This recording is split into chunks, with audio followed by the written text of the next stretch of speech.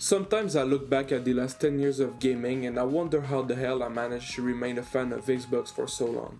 Is it because of nostalgia or is it a Stockholm Syndrome type of deal?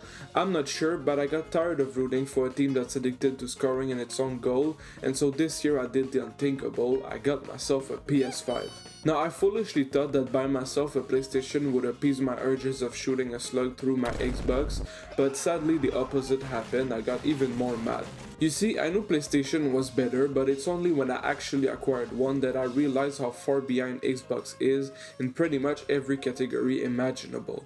The DualSense makes the Xbox controller look like it's 2 generations old.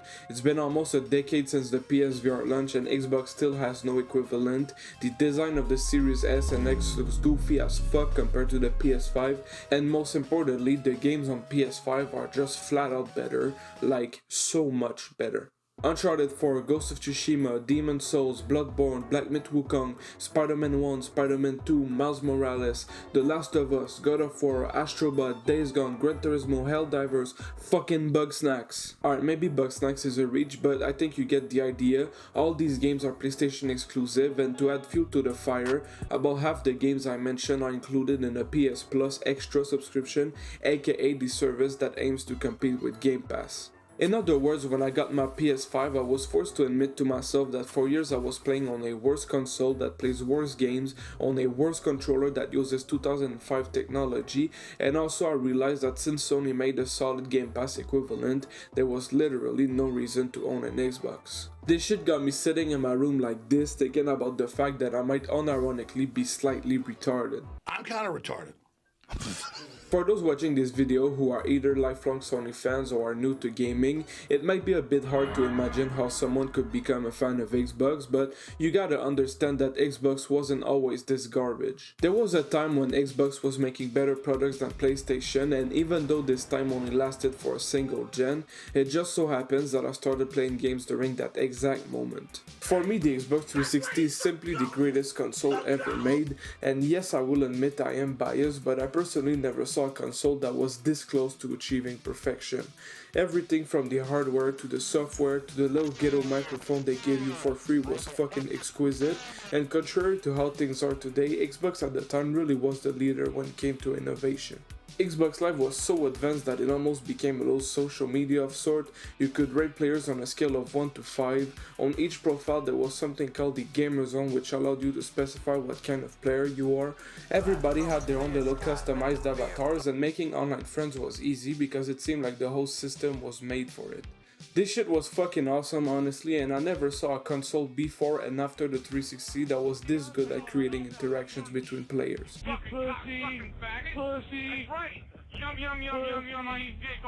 Another thing the 360 did that was super innovative is the Xbox Live Arcade.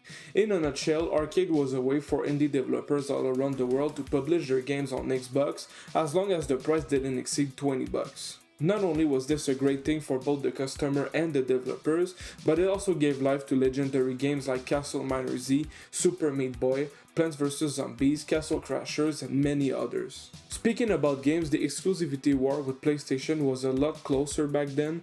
Halo, Gears of War, Fable, Mass Effect, and Forza were all in their prime, and so Xbox games lineup wasn't too embarrassing compared to how it is today. Of course, Sony still had the upper hand because, you know, last I heard, making the most successful console in history helps a bit with cutting deals, but still PlayStation dominance over the market was getting weaker and weaker every day, and at the time it was perfectly reasonable to think that Xbox could one day overtake Sony or at least become an equal competitor. But of course, Microsoft had to fuck it up. The Xbox One was basically the exact opposite of what every 360 fan wanted.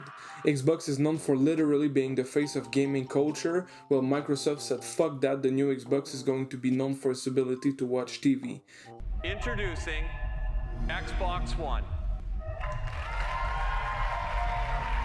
TV experience. TV and movies. TV. Xbox. Watch TV. TV. TV.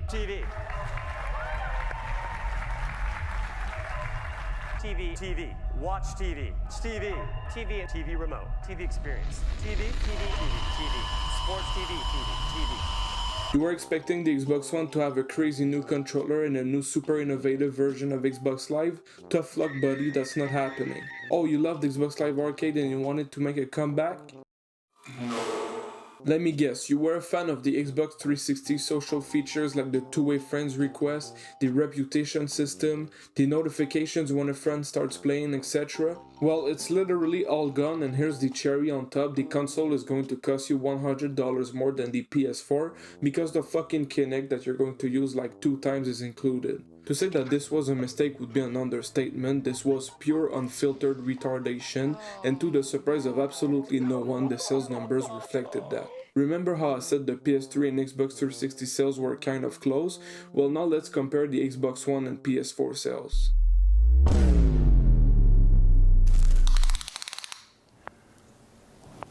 That's quite big. Naturally, some Xbox fans, including myself, cope by telling ourselves that the horrifying 6 years of the Xbox One weren't in vain because, after all, Microsoft would probably learn from their mistakes when making the next console, and to be honest, we had a few elements to back our claims. In the 6 years following the Xbox One release, Xbox changed their CEO, they released the Xbox One X, which was pretty good honestly, and they released Game Pass, which was probably the best thing they had done in that decade. No one at Xbox ever said the word TV again, and it seems like the stars were aligned for Microsoft to make a huge comeback with their new console, the Xbox Series. Now, I think I can speak for most people when I say that we expected Microsoft to go all out in this generation. They were up against a wall, and to have a fighting chance they needed to innovate, and more importantly they needed to impress everyone. So what did they do to regain the confidence of millions of fans? They added a new button on the controller, and yeah, that's about it. No new innovation, still no VR, and they cared so little that they didn't even bother to change the fucking dashboard. The series is essentially just a more powerful version of the Xbox One, and really it just seems like Microsoft completely abandoned the idea of competing with PlayStation again. We are now almost 5 years after launch and nothing has really changed, to be honest.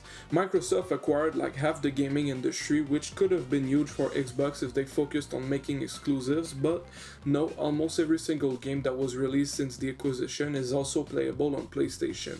And the worst part is that Xbox fans try to justify this decision by saying that Xbox is more ethical and pro-consumer than PlayStation, but the reality is that being a game publisher is just a lot more lucrative.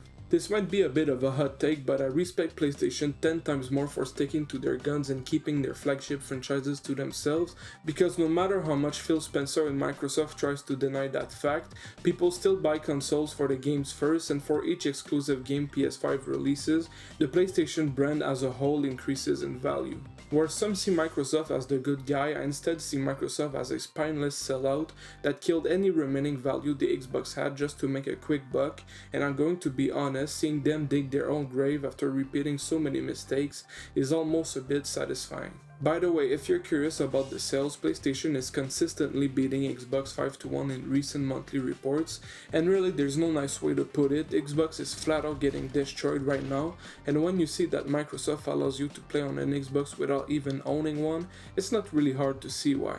So there it is. Now that I think about it, this video is basically just a rant camouflage as a recap of Xbox recent history, but yeah, I really had to express my hatred for this bullshit ass company, and now if you'll excuse me, I'm going to end this shit because I want to play Bloodborne. So yeah, TLDR, don't buy an Xbox, thanks for watching and have a good one.